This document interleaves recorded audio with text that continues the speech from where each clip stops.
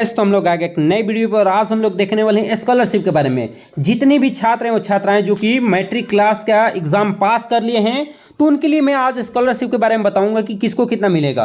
First division वाले लोगों को कितना रुपए मिलेंगे, सेकंड डिवीजन वाले लोगों को कितने रुपए मिलेंगे और थर्ड डिवीजन वाले लोगों को कैसे पैसे मिलेंगे, इन सब की चर्चा इस वीडियो में होने वाली है। अगर मैट्रिक क्लास सिर्फ पास हो गए हैं, चाहे वो फर्स्ट डिवीजन से पास हैं या सेकंड डिवीजन से पास हैं या थर्ड डिवीजन से पास हैं, तो किसको कैसे पैसे मिलेंगे और कितने कितने पैसे मिलेंगे, इस सब की जानकारी इस वीडियो में देने वाला हूं। कि आखिर फर्स्ट डिवीजन हैं उनको कितने रुपए मिल जाएंगे, सेकंड डिवीजन हैं उनको कितने रुपए मिल जाएंगे और थर्ड डिवीजन वाले लोग हैं उनको कितने रुपए मिलेंगे। तो आइए हम लोग चर्चा करते हैं पहले फर्स्ट डिवीजन के बारे में। देखिए, जो भी छात्र हैं वो छात्राएं जो कि फर्स्ट डिवीजन से मैट्रिक क्लास पास किए हैं, चाहे वो किसी भी कास्ट से आते हों, चाहे एससी से आते हों या एसटी से आते हों या बीसी से आते हों या ईबीसी से आते हों या जनरल से आते हों, किसी भी से अगर आप आते हैं तो आपको क्या मिलेगा।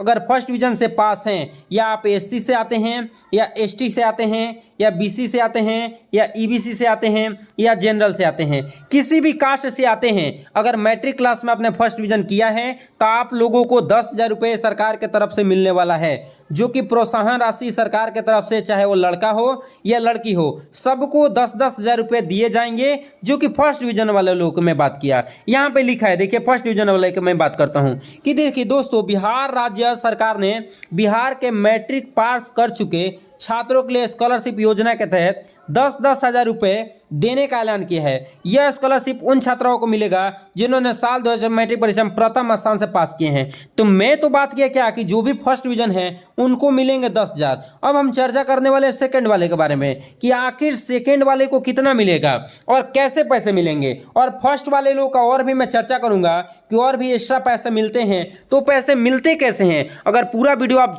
समझ के जाते हैं तो बिल्कुल मैं यकीन के साथ कहता हूं कि आप जरूर 15,000 रुपये का हकदार बन जाएंगे। और फर्स्ट डिवीजन किए हैं, तो अगर सेकंड डिवीजन किए हैं तो 10-12,000 रुपये आपको मिलने ही मिलने वाला है। तो इसलिए पूरा वीडियो आप लोग देख के जाइए। आ जाते हैं हम लोग सेकंड डिवीजन के बारे में चर्चा कर लेते हैं कि जो भी बच्चे सेकंड डिवीजन से पास हैं उनको क्या मिलेगा। तो देखिए, जो भी बच्चे सेकंड डिवीजन से पास हैं उनको देखना पड़ेगा कि वो एससी और एसटी जाति से आते हों।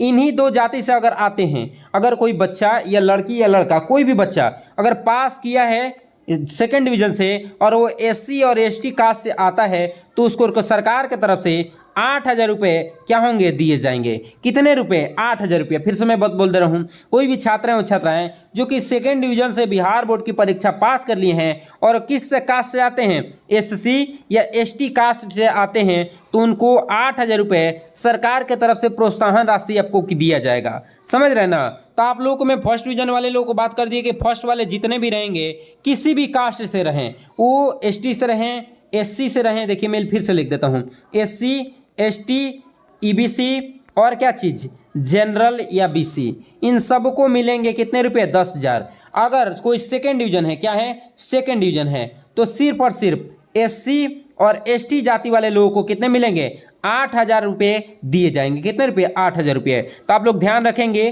कि जितने भी एसटी और एससी से आएंगे और सेकंड डिवीजन से पास हैं उनको कितने रुपये मिलने वाले हैं, चाहे वो छात्र हैं या छात्राएं हैं, उनको 8,000 रुपये दिए जाएंगे। अब बात कर लेते हैं थर्ड डिवीजन वाले लोगों को। देखिए, अब ये मैं जो तीसरा स्कीम बताने वाला हूँ वो फर्स्ट के लिए भी है और सेकंड के लिए भी है और थर्ड के लिए भी है। ये अगर तीनों डिवीजन से जो पास है उसके लिए है। तो देखिए पैसे मिलेंगे कैसे, तो मैं बता दूं कि आप लोग जैसे ही 11th क्लास में एडमिशन कराएंगे और एडमिशन कराने के पश्चात सरकार एक और मौका मिलता है बिहार सरकार से पोस्ट मैट्रिक का। किसका जी, पोस्ट मैट्रिक का।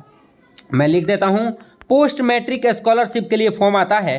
तो ये पोस्ट मैट्रिक स्कॉलरशिप होता क्या है, तो देखिए कोई भी बच्चे जो 11th क्लास में एडमिशन करा ले रहे हैं, आप 10th में हो और जैसे ही आप लोग 11th में एडमिशन कराओगे तो उसके बाद से एक स्कॉलरशिप के लिए निकलेगा फॉर्म जो कि पोस्ट मैट्रिक का होगा।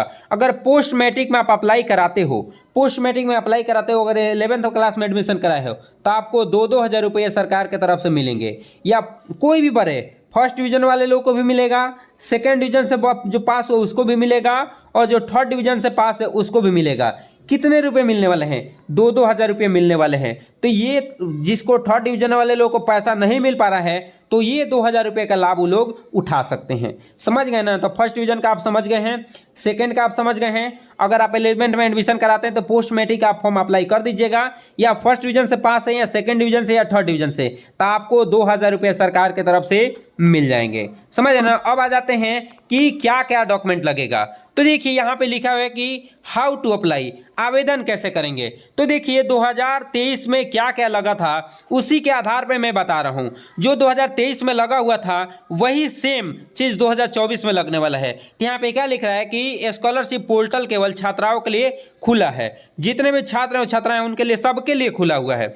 वर्तमान जानकारी प्राप्त करने के लिए वेबसाइट पर जाएं। देखिए ये वेबसाइट अभी खुला नहीं है, यहाँ पे लिखा है कि यह पोर्टल वर्तमान विश्व मैट्रिक परीक्षा के लिए खुला है। अभी ये 2023 में खुला हुआ था। जैसे आगे मैं बताऊंगा क्या क्या लगने वाला है उसके बारे में बता देता हूँ।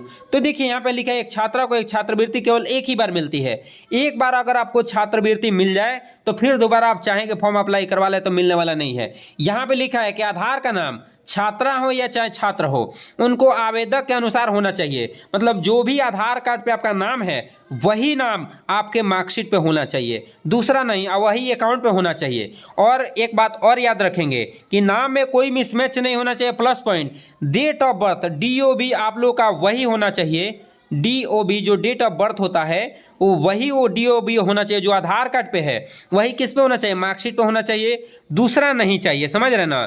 यहाँ पे और क्या क्या चाहिए देखिए, एक मोबाइल नंबर चाहिए, छात्र में परिवार का सदस्य का उपयोग किया जा सके। इससे आगे चेतावनी के लिए सक्रिय रहें। इसके साथ साथ क्या लगेगा?